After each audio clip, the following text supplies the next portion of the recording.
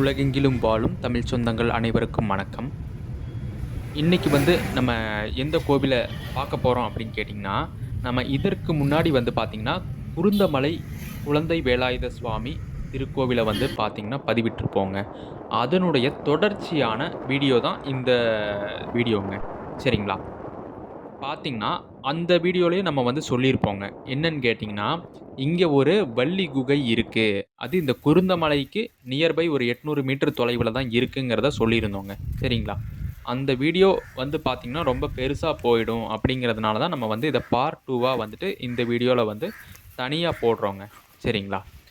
இப்போது நம்ம அந்த வள்ளி குகை அப்படிங்கிற இடத்துல பார்த்திங்கன்னா, இங்கே முருகப்பெருமான் வள்ளி மற்றும் தெய்வானை இவங்க 2 பேர்த்தோட சேர்ந்து நிற்கிற காட்சி இந்த இடத்துல முருகப்பெருமான் அந்த காட்சியோடு இருக்காருங்க. சரிங்களா? இந்த வீடியோவுக்கு நீங்கள் முதல் தடவையாக வரீங்க அப்படின்னா நம்ம சேனலை மறக்காமல் சப்ஸ்கிரைப் பண்ணி வச்சுக்கோங்க. நம்ம சேனலில் பார்த்திங்கன்னா இன்ட்ரெஸ்டிங்கான கோவில்கள், அப்புறம் ஹிடன் பிளேசஸ், வாட்டர் ஃபால்ஸ், அப்புறம் ட்ராவல்ஸ் இந்த மாதிரி பார்த்திங்கன்னா யாரும் அறிந்திடாத ரொம்பவும் ரேராக இருக்கக்கூடிய பிளேசஸ் பார்த்திங்கன்னா அப்லோட் செஞ்சிட்ருக்கோங்க. மிகவும் உங்களுக்கு பிடித்தமான வீடியோவாக தான் இருக்கும். நம்ம சேனலில் பதிவிடக்கூடிய எல்லா கோவில்களும் எல்லா பிளேசஸும் பார்த்திங்கன்னா. சரிங்களா?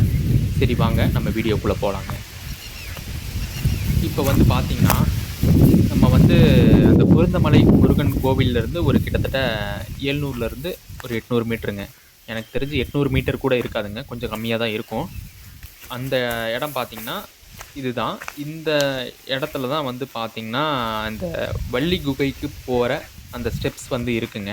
அதற்கு லெஃப்ட் சைடு இப்போ பார்த்திங்கன்னா இங்கே சின்ன ஒரு வேல் வச்சுருக்கிறது உங்கள் கண்களுக்கு தெரியுங்க. இப்போ பாருங்கள், இந்த இடத்துல ஒரு சின்னதாக அடியில் சுரங்கம் மாதிரி ஒரு வழி போகுதுங்க. இப்போ நம்ம முன்னாடி போய் பார்க்கலாம், இது சுரங்கமா இல்லை அப்படியே ஸ்டாப் ஆகிருக்காங்கிறது பார்ப்போம் வாங்க. ஓகே, ஒரு சின்ன குகை மாதிரி இருக்குங்க. இங்கே பார்த்திங்கன்னா கற்களால் சாமி வச்சுருக்காங்க. அது என்ன சாமிங்கிறது தெரியல. சும்மா கற்களில் ஒரு 5-6 கல்லில் வச்சுருக்காங்க.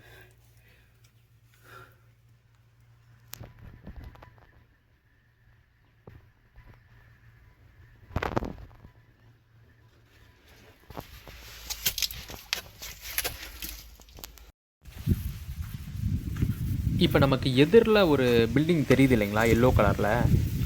இந்த இது எதுக்குன்னு கேட்டிங்கன்னா, அந்த இடத்துல பார்த்திங்கன்னா மாதத்தின் முதல் நாளில் அன்னதானம் போடுறதுக்காக ஏற்படுத்தப்பட்டிருக்குன்னு சொல்லிட்டு பார்த்திங்கன்னா இந்த குருந்தமலையில் இருக்கக்கூடிய அறங்காவலர் சொல்கிறாங்கங்க.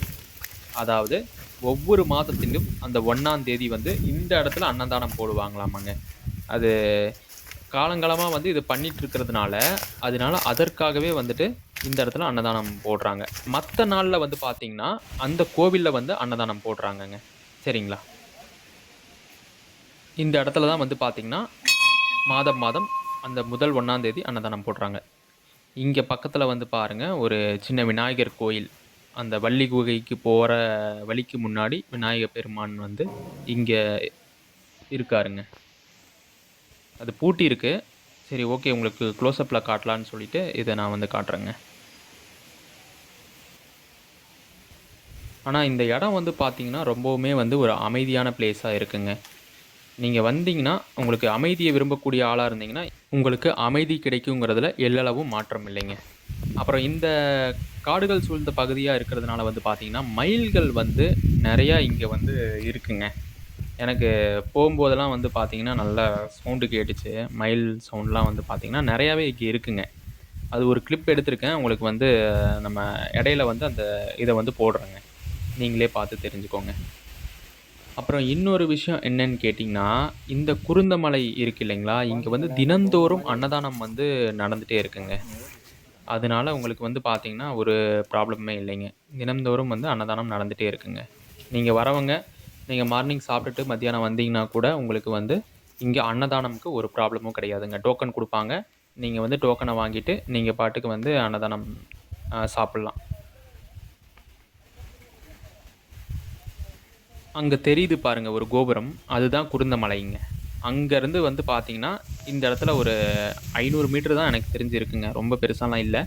800 மீட்டருங்கிறது என்ன கணக்குன்னு கேட்டிங்கன்னா, அப்போ வந்து அந்த அந்த குகைக்கு போற கணக்க வந்து 800 மீட்டர்ன்னு சொல்லிட்டு இவங்க சொல்றாங்கன்னு நெனைக்கிறேன். அதுவா தான் இருக்குங்க. சரி வாங்க நம்ம போயிட்டு பார்ப்போங்க. இப்போ இதுதான் வந்து பார்த்தீங்கன்னா, இந்த வள்ளி குகைக்கு போற வழிங்க. இதன் வழியாக தான் நம்ம வந்து பார்த்தீங்கன்னா, அந்த கோவிலுக்கு போக முடியுங்க. கொஞ்ச தூரம் வரைக்கும் ஸ்டெப்ஸ் வந்து இருக்குங்க. அதற்கு மேல வந்து பார்த்தீங்கன்னா, அந்த கற்கள், பாறைகள் இந்த மாதிரி தான் வந்து இருக்குங்க. ஏன்னா, இன்னும் இவங்க வந்து இந்த கோவில புதுப்பிக்கலன்னு தாங்க சொல்லணும். மேபி புதுப்பிச்சுட்டா, அப்புறம் வந்து உங்களுக்கு நல்லா பக்தர்கள்லாம் நெறைய பேர் வந்துட்டாங்கன்னா, இத ரெடி பண்ணிருவாங்கன்னு நெனைக்கிறேன்.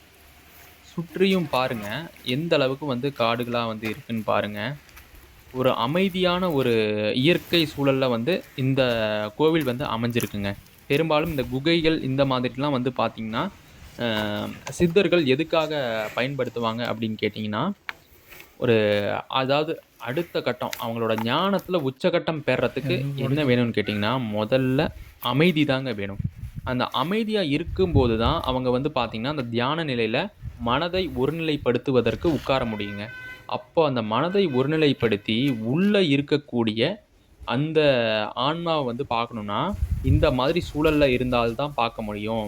நகர்ப்புறங்கள்ல வந்து இருந்தா, நெறையா மக்களுடைய நெகட்டிவ் தாட்ஸ் அதாவது அந்த அலைவரிசைகள்லாம் வந்து பார்த்தீங்கன்னா, அவங்கள அஃபெக்ட் பண்ணுங்கிறதுனால தான் சித்தர் பெருமக்கள்லாம் வந்து இந்த காடுகள், மலைகள், வனங்கள் இத தேடி தேடி போயிட்டு, அங்க போயிட்டு ஒரு பர்ட்டிகுலர் பிளேஸ வந்து சூஸ் பண்ணி தவம் செய்றாங்கங்க. சரிங்களா? அப்புறம் வந்து பார்த்தீங்கன்னா, நம்ம பார்ட் 1ல வந்து சொல்லியிருப்போங்க. அதாவது அந்த குருந்தமலை வரலாறு சொல்லும்போது வந்து பார்த்தீங்கன்னா, கங்காதரன் செட்டியார் வந்து அ அவர் தான் வந்து இந்த கோவில வந்து புதுப்பிக்கிறாரு. எல்லாமே நம்ம பேசியிருப்போம் அந்த குருந்தமலைய. அவரோட ஜீவ சமாதி தான் வந்து பார்த்தீங்கன்னா, இப்ப நம்ம போறோம் இல்லைங்களா, இந்த வள்ளி குகை. இந்த இடத்துல வந்து இருக்கிறதா வந்து சொல்லப்படுதுங்க. சரிங்களா? வரும் பக்தர்களுக்கு வந்து நமது சேனல் சார்பாக ஒரு சின்ன வேண்டுகோளுங்க. என்ன அப்படின்னு கேட்டிங்கன்னா, இந்த மாதிரி காடுகள் சார்ந்த பகுதிகள்ல நீங்க வரும்பொழுது வந்து பார்த்தீங்கன்னா, தனியா எப்பொழுதும் வராதீங்க. ஃபேமிலியாவோ, இல்ல வந்து பார்த்தீங்கன்னா, இந்த உங்க ஃப்ரெண்ட்ஸோடவோ, இல்ல இந்த நிர்வாகத்தில யாராவது துணையோட வந்தீங்கன்னா, ஒரு பெட்டரா இருக்குங்க. சரிங்களா? ஏன்னா, இந்த மாரி காடுகள் சூழ்ந்த பகுதியில தனியா வர்றது மிகவும் ஆபத்தான விஷயம் தாங்க. ஏன்னா, எந்த இடத்துல என்ன இருக்குங்கிறது தெரியாதுங்க. சரிங்களா? தனியா வந்து நீங்க மாட்டிக்க வேணாம். அதனால தாங்க ஒரு வேண்டுகோளா சொல்றேங்க. ஏன்னா, பெரும்பாலும் அ இந்த கோவிலுக்கு வந்து பார்த்தீங்கன்னா, அதிகமா யாரும் வர்றதில்லைங்க. இந்த வள்ளி குகைங்கிற கோவிலுக்கு. ஏன்னா, ஒரு புதுப்பிச்சு அங்க ஒரு பூசாரி இருந்தாரு அப்படின்னா பிரச்சனை இல்லைங்க. ஏன்னா பக்தர்கள் நடமாட்டம் இருக்கும்பொழுது பிரச்சனை இல்ல. இது வந்து அப்ப நீங்க ஏன் போறீங்க அப்படின்னு கேட்டீங்கன்னா, நம்ம பக்தர்களுக்காக இப்படி ஒரு கோவில் பிரம்மாண்டமான ஒரு குகை வந்து இருக்கு, அப்படிங்கிறத காட்டுறதுக்கு தான் நம்ம வந்து ரிஸ்க் எடுத்து நம்ம போயிட்டுருக்கோங்க. இப்ப நான் தனியா வந்ததுனால என்னன்னா, இந்த நிர்வாகமே நமக்கு ஒரு ஆள் வந்து அனுப்பி, "நீங்க தனியா போக வேணாங்க" அப்படின்னு சொல்லிட்டு, இந்த முருகப்பெருமான் அருளாலயும், என்னுடைய குரு வள்ளல் பெருமான் ஐயா அருளாலயும் வந்து ஒரு ஆள அனுப்பிச்சு வைக்கிறாங்க. ஏன்னா, இந்த மாரி வந்துட்டுங்க, இந்த சேனல்ல இருந்து வரோம் அப்படின்னு சொன்னதுனால தான் அனுப்பி வைக்கிறாங்க. சரிங்களா? முருகப்பெருமான பார்க்கணும் அப்படின்னு சொல்லிட்டு உங்களுக்கு விருப்பம் இருக்கிறவங்க, நீங்க வந்து கண்டிப்பா ஒரு ஆட்களோட, ஃப்ரெண்ட்ஸோட சேர்ந்துட்டு வாங்கன்னு தான் சொல்ல முடியுங்க. சரிங்களா? இப்ப வந்து பார்த்தீங்கன்னா, கிட்டத்தட்ட வந்து நம்ம மலையோட உச்சிக்கு வந்துட்டோங்க. இந்த இடத்துல வந்து பார்த்தீங்கன்னா, ஒரு வேல் வந்து இங்க நட்ட வச்சிருக்காங்கங்க. இந்த முருகப்பெருமானுடைய வேல் வந்து இங்க இருக்குங்க. சரிங்களா? இந்த சைன் எத குறிக்குது அப்டின்னா, கிட்டத்தட்ட நம்ம வந்தாச்சு அப்படிங்கிறத குறிக்குதுங்க. இப்ப இந்த வேல் பார்த்தோம் இல்லைங்களா? இதற்கு முன்னாடி கொஞ்சம் நகர்ந்து போம்போது வந்து பார்த்தீங்கன்னா, 2 வழி வந்து காட்டுதுங்க. அதாவது இடதுபுறமாக ஒரு வழி போகுதுங்க. வலதுபுறமாக ஒரு வழி போகுதுங்க. இப்ப நம்ம போக வேண்டியது வந்து பார்த்தீங்கன்னா, வலதுபுறம்ல தான் வந்து அந்த குகை இருக்குங்க. சரிங்களா? மேல ஏறி அப்படியே ஒரு கீழ வந்து இறங்கணுங்க. அந்த மாரி தான் இங்க இருக்குங்க. இப்ப நம்ம பாருங்க, இப்ப கீழ இறங்கி வந்துட்டோங்க. இப்ப இந்த இடத்த பாருங்க. எப்படி இருக்குன்னு பாருங்க.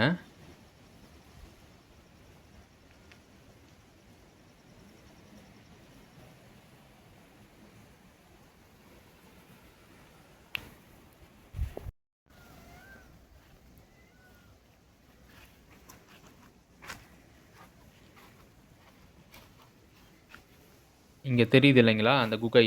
ஓம் முருகான்னு எழுதியிருக்குங்க. அப்பா! எவ்வளோ பெரிய குகைன்னு வந்து பாருங்க. பிரம்மாண்டமா இருக்கு. இப்ப பாருங்க கொஞ்சம் முன்னாடி போவோங்க.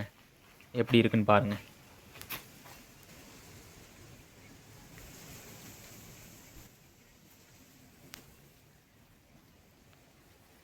ஆனா, இப்படி ஒரு அற்புதமான ஒரு குகை நம்ம தமிழ்நாட்டுல இருக்குங்கிறது, நம்ம தமிழ்நாட்டுக்கே ஒரு பெருமை தாங்க. அதுவும் குறிப்பா கோவை மாவட்டத்துல இருக்குங்க. அதுவும் இன்னும் சிறப்பான ஒரு விஷயம் தாங்க.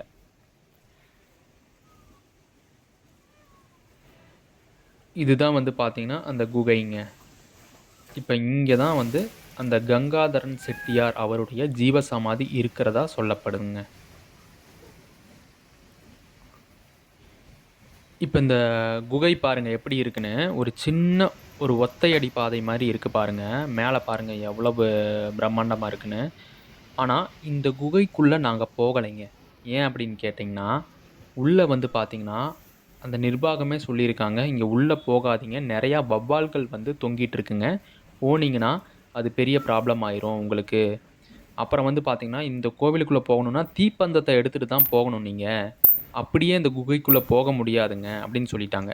இல்லைங்கய்யா, நாங்க வந்து ஜஸ்ட்டு முன்னாடி இருந்து தான் பார்க்க போறோங்க அப்படின்னு சொல்லிட்டு தாங்க வந்திருக்கோம். அதனால தான் நம்மள அலவுட் பண்ணியிருக்காங்க. அதனால தான் கூடவே ஒரு ஆளையும் அனுப்பியிருக்காங்கங்க. சரிங்களா? இங்க வந்து பார்த்தீங்கன்னா, இந்த கங்காதரன் செட்டியார் ஜீவசமாதி வந்து பார்த்தீங்கன்னா, அங்க பாருங்க முருகப்பெருமான் வச்சிருக்காங்க. வள்ளி தெய்வானை உடைய சேர்ந்து வந்து ஒரு முருகப்பெருமான் இருக்காருங்க. இவருக்கு கீழ தான் வந்து பார்த்தீங்கன்னா, அந்த கங்காதரன் செட்டியாருடைய ஜீவசமாதி இருக்குங்க. நான் உங்களுக்கு ஓரளவுக்கு முருகப்பெருமான காட்டுறதுக்கு ட்ரை பண்றேங்க. ஏன்னா, என்னால உள்ள முடியல. உங்களுக்கு தெரியுதுங்களா? ஓரளவுக்கு கொஞ்சம் பிளர்ரா தான் தெரியுங்க. மோஸ்ட்லி உங்களுக்கு கவர் பண்றதுக்காக, உங்களுக்கு வியூவருக்கு காட்டணுங்கிறதுக்காக கொஞ்சம் ஜூம் பண்ணியிருக்கேங்க. அந்த அளவுக்கு கிளியரா தெரியல. ஓகேங்களா? உங்களுக்கு தெரியுதுங்களா? சரி, ஓகே. ஓரளவுக்கு நீங்க பார்த்துருப்பீங்கன்னு நெனைக்கிறேங்க. நீங்க உங்க ஃபேமிலியோட வந்து இந்த கோவில விசிட் பண்ணுங்க. அப்புறம் இன்னொரு விஷயம் என்னன்னு கேட்டீங்கன்னா, இல்ல எனக்கு இந்த முருகப்பெருமான பார்த்தே ஆகணும் அப்படின்னு நெனைக்கிறவங்க, பங்குனி உத்தரத்துக்கு வந்துருங்க. சரிங்களா? அந்த டைம்ல இந்த குகைக்குள்ள வந்து பார்த்தீங்கன்னா, அந்த நிர்வாகமே வந்து பார்த்தீங்கன்னா, பூஜை பொருட்கள்லாம் எடுத்துட்டு வந்து இங்க இருக்கக்கூடிய முருகப்பெருமானுக்கு வழிபாடு செய்றாங்கங்க. சரிங்களா? அப்போ நீங்க வந்து பார்த்தீங்கன்னா, அந்த நேரத்துல வந்துட்டீங்க அப்டின்னா, நீங்களே உள்ள போய் டைரக்ட்டாவே இந்த முருகப்பெருமான வந்து நீங்க பார்க்கலாங்க. சரிங்களா?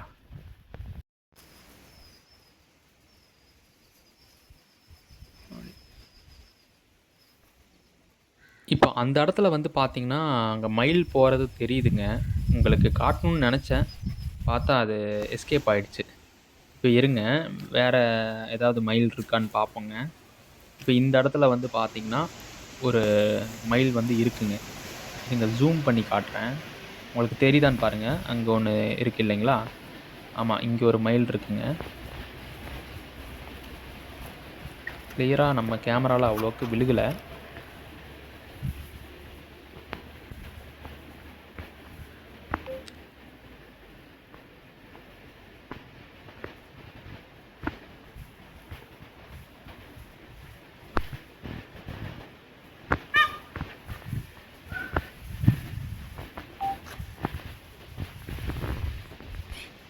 இப்ப இந்த இடத்துல வந்து பார்த்தீங்கன்னா, இங்க ஒரு மயில் இருக்கிறதுங்கிறது பாருங்க உங்களுக்கு நல்லா தெரியுது பாருங்க. எவ்வளோ பெரிய மயில் இருக்குன்னு பாருங்க. அது முருகப்பெருமான் கோவில்ல இருக்கிறதுங்கிறது ஒரு பெரிய அதிர்ச்சியான விஷயமா எனக்கு தெரியலைங்க. ஏன்னா முருகப்பெருமான் இருந்தா அங்க அவருடைய வாகனமான அ மயிலும் இருக்கும். அதனால அது ஒரு பிரச்சனை இல்லைங்க. ஆனா அழகா இருக்குங்க. எவ்வளோ பெரிய மயில் பாருங்க. இப்ப நம்ம வந்து பார்த்தீங்கன்னா, கோவில் எல்லாத்தையும் சுத்தி பார்த்தாச்சுங்க. இப்ப வந்து நம்ம பார்ட் 1 வீடியோலயே சொல்லியிருப்போம். இந்த கோவிலுக்கு வர்றதுக்கான பேருந்து வசதிகள பார்ட் 2ல சொல்றோம் அப்படின்னு. இப்ப நம்ம அத தாங்க பார்க்க போறோம். சரிங்க. இந்த கோவிலுக்கு வர்றதுக்கான பேருந்து வசதிகள் என்ன? அப்படின்னு கேட்டீங்கன்னா, நீங்க எந்த மாவட்டமா இருந்தாலும் சரிங்க. சரிங்களா? நீங்க கோயம்புத்தூர் ஏறுவீங்க. நீங்க மதுரை, அப்புறம் திண்டுக்கல் இந்த மாதிரி, அதாவது சவுத் சைட்ல இருந்து வரீங்க அப்படின்னு கேட்டீங்கன்னா, உங்களுக்கு சிங்காநல்லூர்ங்கிற பஸ் ஸ்டாண்ட்ல தான் வந்து இறக்கி விடுவாங்க. அப்புறம் நீங்க வந்து பழனி, பொள்ளாச்சி இதன் வழியா வந்து வரீங்க அப்படின்னு சொன்னா, உங்களுக்கு உக்கடம் பஸ் ஸ்டாண்ட்ல இறக்கி விட்டுருவாங்க. கரெக்ட்டுங்களா? இல்ல நீங்க வந்து சத்தியமங்கலம்ல இருந்து வரீங்க, இல்ல வந்து அந்த சைடு ஈரோடு அந்த மாதிரி ஊர்ல இருந்து வரீங்க அப்படின்னா, உங்களுக்கு வந்து காந்திபுரம் மெயின் பஸ் ஸ்டாண்ட்ல வந்து இறக்கி விடுவாங்க. அப்ப நீங்க என்ன பண்ணணும்னு கேட்டீங்கன்னா, யாரா இருந்தாலும் காந்திபுரம் தான் வரணும் இங்க. காந்திபுரம் வந்துட்டுங்க, இங்க வந்து பார்த்தீங்கன்னா, வெளியூர் போற பஸ் ஸ்டாண்டான இங்க மேட்டுப்பாளையம் பஸ்லாம் வந்து இருக்குங்க. அங்க வந்துட்டு நீங்க வந்து மேட்டுப்பாளையம் பஸ் ஸ்டாண்ட்ல வந்து மேட்டுப்பாளையம் போறதுக்கான பஸ் ஏறிருங்க. சாமி அங்க 50 ஃப்ரீயா மேட்டுப்பாளையம், பாரு. ஈரோடு, சேலம், அப்புறம் கரூர் இந்த மாதிரி ஊர்களுக்கு போகக்கூடிய பஸ் ஸ்டாண்ட் வந்து இங்க வந்து இருக்குங்க. அந்த பஸ் ஸ்டாண்ட்ல போயிட்டு மேட்டுப்பாளையம் பஸ் நீங்க ஏறிருங்க.